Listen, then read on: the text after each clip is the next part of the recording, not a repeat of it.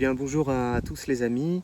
Je suis très heureux de vous retrouver aujourd'hui pour cette nouvelle capsule de Grasse Mat. Je suis Alexandre pour le collectif Jean-Baptiste. Et puis, j'espère que vous avez passé un bel été.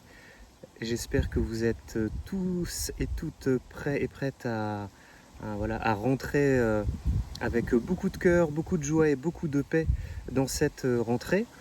Ayant été vraiment renouvelé et transformé par l'action du Saint-Esprit dans vos vies cet été. C'est ce que vraiment je souhaite de tout cœur. Et aujourd'hui, pour cette nouvelle capsule, j'ai envie de dire édition spéciale, je suis sur un site aujourd'hui un petit peu particulier à l'occasion de ma pause méridienne. Moi, j'ai repris le boulot aussi déjà il y a quelques jours. Et puis, je suis sur un site que je ne connaissais même pas. Je suis arrivé ici complètement par hasard. Hasard ou clin d'œil de Dieu, ça, on saurait en juger. Je suis sur le site dit de la mine, de la Grande Mine, sur le site de la Boisselle, qui est un village à quelques kilomètres à côté d'Albert, une petite ville de la Somme. Et c'est un mémorial tout à fait particulier, tout à fait unique en son genre. C'est le mémorial du cratère de Lochnagar, où en fait il y a une mine gigantesque qui s'est abattue ici, dont on peut voir encore des traces derrière moi, un immense cratère de plusieurs dizaines de mètres de diamètre et de au moins 10 mètres de profondeur. Les traces d'une mine qui s'est abattue ici, il me semble, en 1914, lors de la Première Guerre mondiale, et qui a fait beaucoup de victimes, beaucoup de dégâts. Et j'étais vraiment saisi sur ce site en marchant sur ce mémorial, dans ce jardin, avec les plaques, les tombes, j'avais vraiment ce verset dans le cœur que je souhaitais vous partager, avec lequel je souhaitais prier avec vous aujourd'hui, qu'on trouve dans Proverbe 17 au verset 17. « L'ami aime en tout temps, et dans le malheur, il se montre un frère. » Proverbe 17, une référence facile à retenir. L'ami aime en tout temps, et dans le malheur, il se montre un frère. J'éprouvais vraiment une grande tristesse, mon cœur était vraiment serré, ému de compassion en marchant ici et à l'idée que des centaines, des milliers ici sur ce site, des milliers de jeunes soldats avaient perdu la vie, abattus par la folie des hommes, faisant la guerre pour on ne sait trop quelle raison.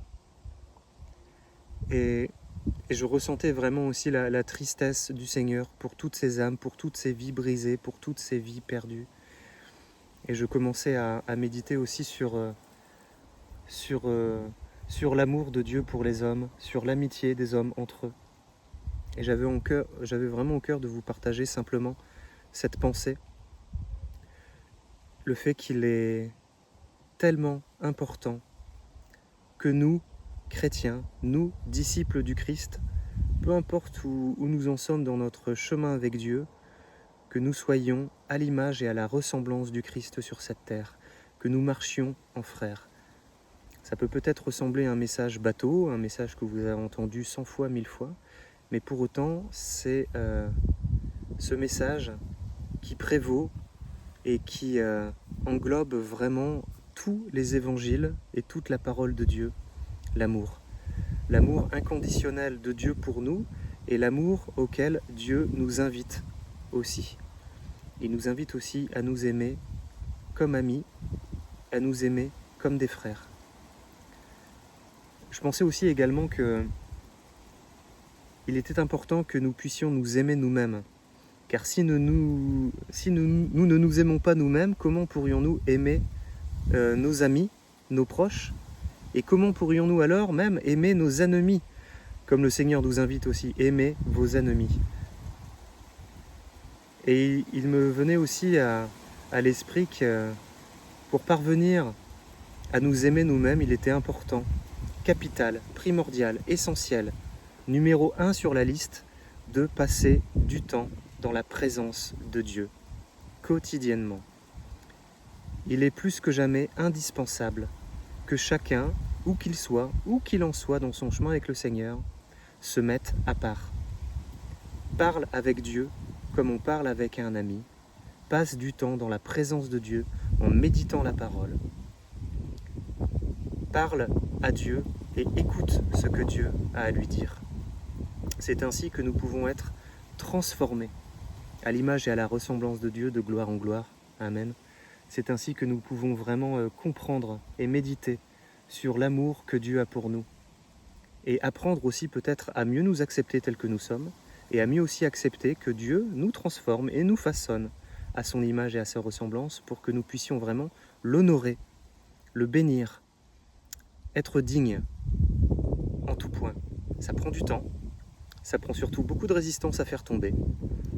Ça pique, ça fait mal, c'est pas simple d'être corrigé, d'être réprimandé par le Seigneur, mais c'est vraiment pour nous approcher de lui, pour apprendre à mieux le connaître, pour nous laisser façonner, pour vraiment que nous puissions ressembler à ce qu'il veut que nous soyons. Et c'est là vraiment notre but profond, je crois, sur cette terre. Apprendre à marcher comme lui a marché sur terre. Quand nous nous aimons, quand nous apprenons à nous aimer, et quand nous voyons les transformations que le Seigneur, par la puissance du Saint-Esprit, opère en nous, il nous est tellement facile, tellement simple, tellement évident d'aimer les autres. Parce que le Seigneur opère, ou veut opérer les mêmes transformations en vous que pour les autres, que pour chacun d'entre nous. Nous sommes tous frères parce que nous sommes tous issus de la pensée de Dieu. Nous sommes tous des créatures de Dieu, voulues par Dieu, désirées par Dieu profondément. Et ainsi, il est tout à fait normal et logique, pour en revenir à notre verset du jour, dans Proverbe 17, d'aimer nos amis. Et à plus forte raison, dans le malheur, quand le malheur frappe, quand le malheur vient nous atteindre, quand le malheur vient vraiment frapper à notre porte, par des circonstances, des obstacles, des difficultés, un deuil, une séparation, la perte d'un emploi, une dette importante, etc. D'être vraiment, non plus comme des amis pour nos amis, mais comme des frères. Comme des frères. C'est-à-dire un stade encore au-dessus. Un stade au-dessus de l'amitié, vraiment la fraternité.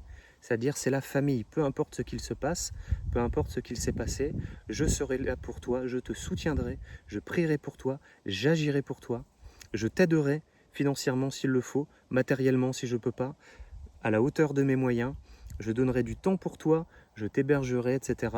Je ferai ce que je peux, ce qu'il faut, ce que le Seigneur m'inspirera de faire, mais je ne te laisserai pas la porte, je ne te laisserai pas de côté, et j'agirai pour toi, parce que c'est ainsi que le Seigneur veut que nous agissions les uns pour les autres. Amen. Laissez-moi donc finir cette capsule par une prière pour vous et avec vous. Seigneur Jésus, je te bénis et je te rends grâce pour la merveille que je suis à tes yeux. Je te bénis et je te rends grâce, Père, pour les frères et les sœurs que tu mets sur ma route, pour mes amis, mes copains, mes relations, mes collègues, pour toutes les personnes qui sont sur ma route et qui sont autant de sujets de joie et pour te rendre gloire.